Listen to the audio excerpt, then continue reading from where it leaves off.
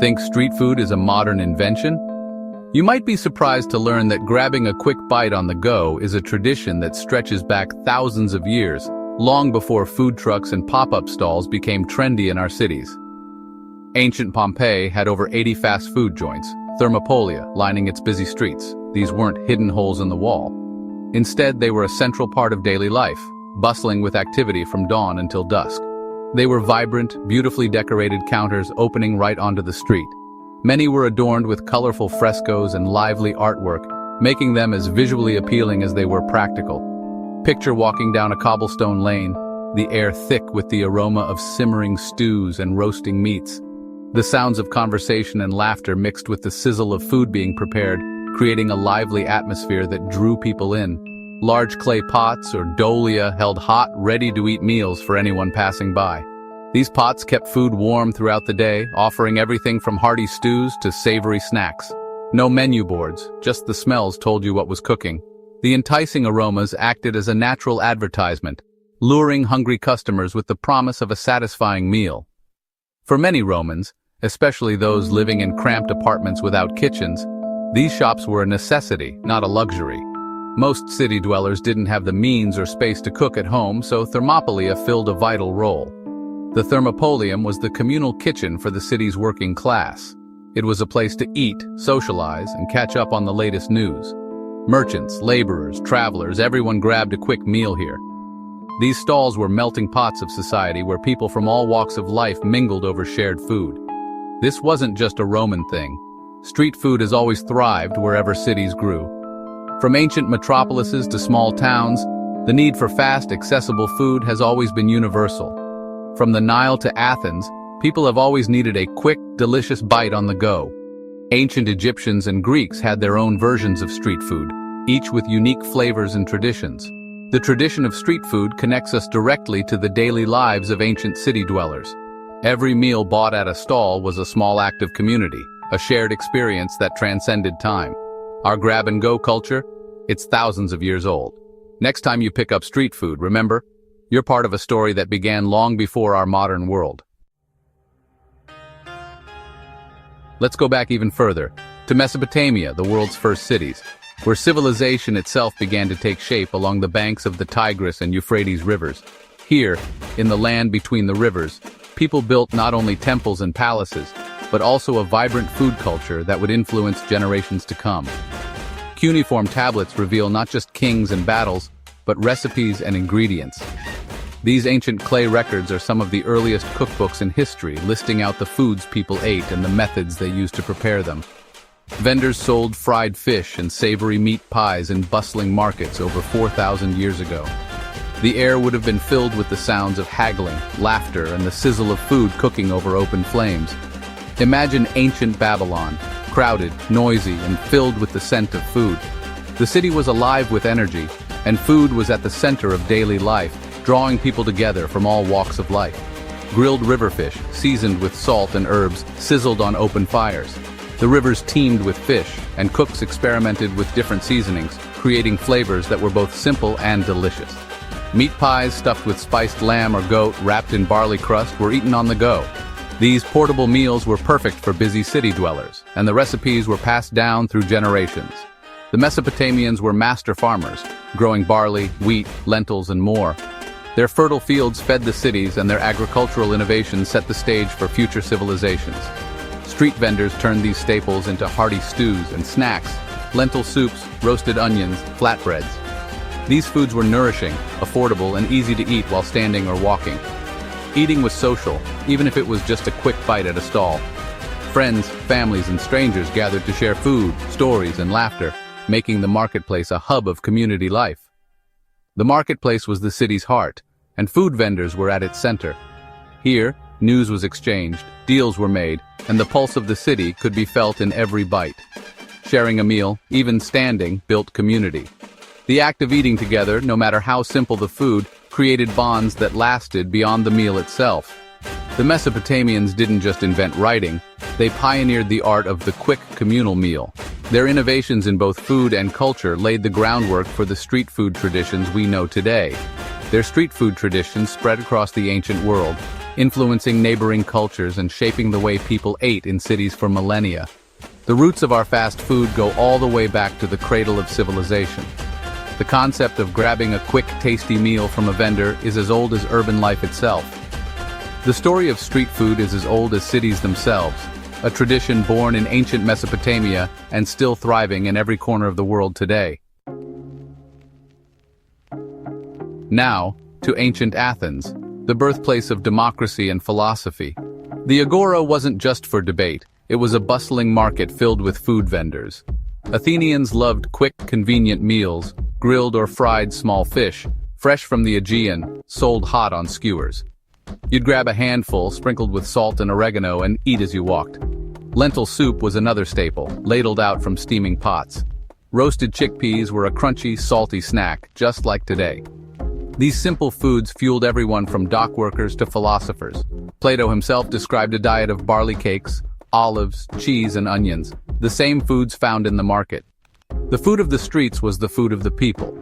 Athens's street food was democratic, vibrant, and straightforward. The flavors were simple, but the culture was rich. Eating in the agora was as much about community as it was about sustenance. The taste of Athens was the taste of democracy itself. When we picture ancient Rome, it's easy to imagine endless lavish banquets and decadent feasts. But for most Romans, daily life looked very different. The majority lived in crowded multi-story apartment blocks called insulae, where space was tight and kitchens were rare or non-existent. So, how did ordinary Romans eat? The city's answer was a vibrant, bustling street food scene that brought the flavors of Rome right to the people.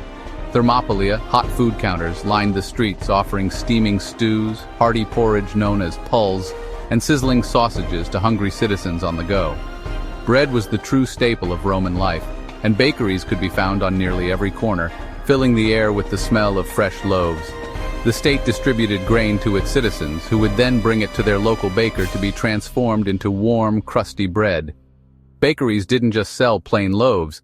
They offered flatbreads topped with olives, herbs, and sometimes even cheese, making for a flavorful meal. For those with a sweet tooth, there were pastries drizzled with honey and sprinkled with nuts, a treat enjoyed by young and old alike. These bakeries and food stalls weren't just places to eat. They were lively social hubs, where neighbors caught up on gossip and news while waiting for their daily bread. Street food kept the city moving, fueling workers, merchants, travelers, and families from all walks of life, from dawn until dusk. Bread in circuses wasn't just a catchy phrase, it was a reality, with food and entertainment woven into the fabric of daily Roman existence.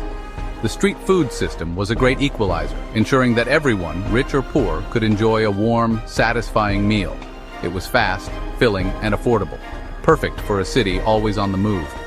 The city's energy pulsed through its food stalls and bakeries, where the aroma of fresh bread and sizzling food filled the air. Rome's street food culture was more than just convenient. It was essential to the city's survival and spirit. It nourished the empire's heart, bringing people together over simple, delicious food. And today, the legacy of Roman street food lives on, echoing in every bustling city market and food stall around the world. Ancient Egypt, powered by the Nile, was a land of agricultural abundance.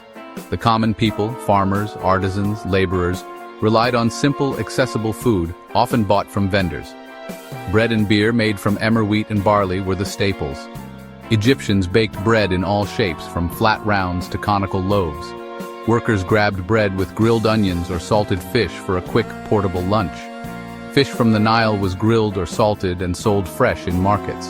Vegetables like garlic, onions, leeks, and lentils were abundant and often eaten raw or in stews. Garlic and onions were believed to give strength, essential for pyramid builders. The food was practical, nutritious, and perfectly suited to hard work. This simple fare built an empire. In Han Dynasty China, street food was already a sophisticated affair. Wheat milling led to noodles and dumplings, iconic dishes still loved today.